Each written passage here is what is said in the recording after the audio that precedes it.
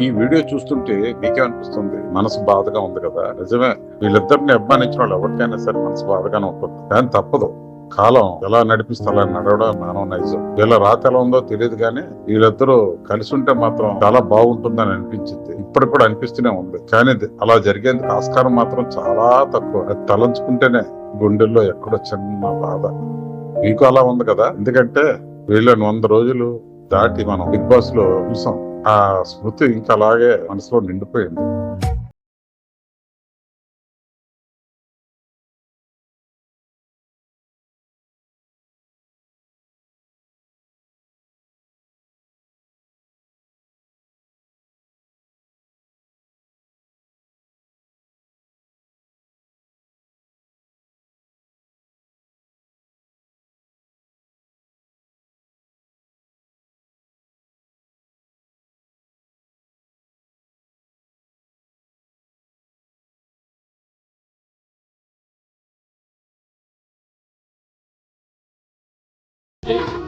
Once I have a doubt.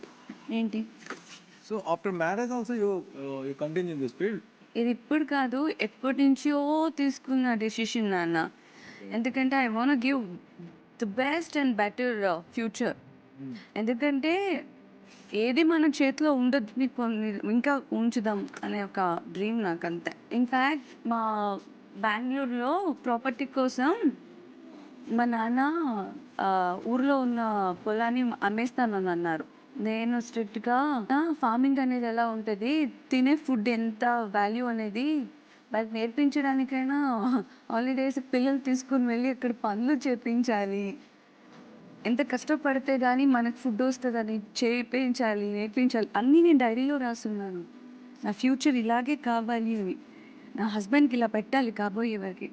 నేనేం మాట్లాడాలనుకోవట్లేదు, this is the thing అనేసి ఇలా ఇచ్చేయాలని ఉంది. అనుజ, రేపేమవుతుంది తెలియదు, ఎవరుంటాం ఎవరుండమో తెలియదు.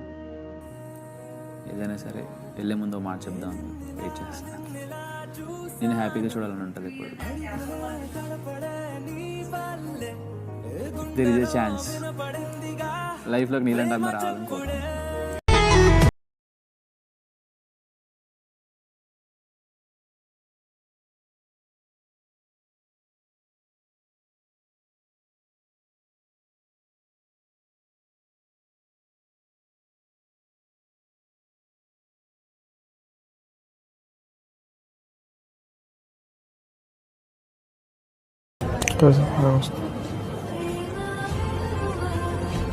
నేను వెళ్ళనా?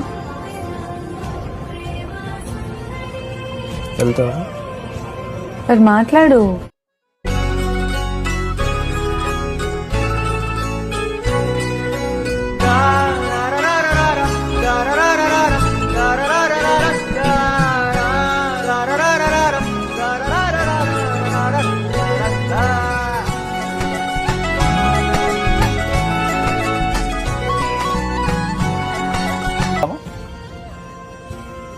పోనీ ఇక్కడే ఉందాం.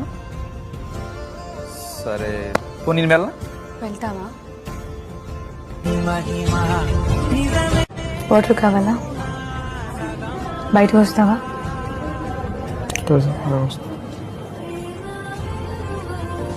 నువ్వు నవ్వు ఆపుకుంటున్నావా? నీ దగ్గరికి వచ్చాక నవ్వు మర్చిపోయాడు.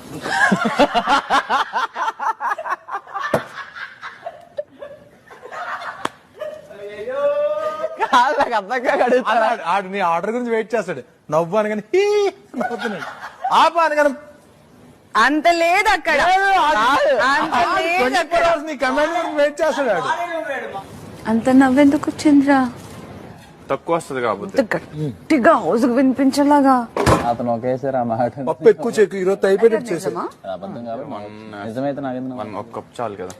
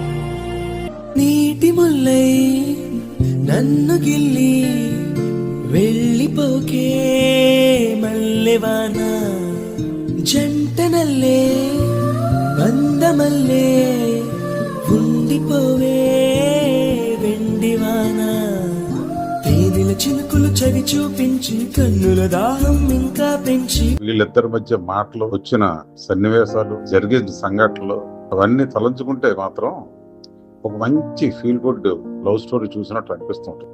ఒక పేదింటి కుర్రాడు కష్టపడి పైకి రావడం, ఒక మిడిల్ క్లాస్ అమ్మాయి కష్టపడి పైకి రావడం, వాళ్ళిద్దరు కలుసుకొని తమ జీవితాన్ని ఎలా మలచుకోవాలో అనుకోవడం, ఇవన్నీ కూడా మనకి సినిమాల్లో కనిపిస్తుంటాయి.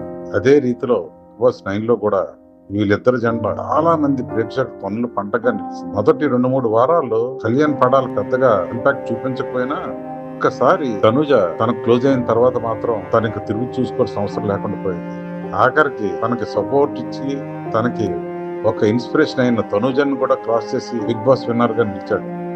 జీవితం అంతే కదా, ఎప్పుడు ఎవరిని ఎలా మలుపు తిప్పుతుందో, ఎక్కడ ఎవరిని కలుపుతుందో అన్నది ఇవన్నీ బిగ్ బాస్ 9 లో మనం చూసాం. ఇంతవరకు జరిగిన బిగ్ బాస్ లో ఇంతటి క్యూట్ లవ్ స్టోరీని మాత్రం మనం చూడలేదు. అది లవ్ స్టోరీ అవునో కాదు మనకు తెలియదు, కానీ అలా అనిపించింది. అలా అనుకుంటే కొద్దిగా మనసుకి సరదాగా అనిపించింది. మీకు కూడా ఇలా అనిపించి ఉంటది, నాకే కాదు మీకే కాదు చాలా మందికి అలాగే అనిపించింది. అందుకే వాళ్ళిద్దరిని విన్నర్ గా రన్నర్ గా డిసైడ్ చేశారు.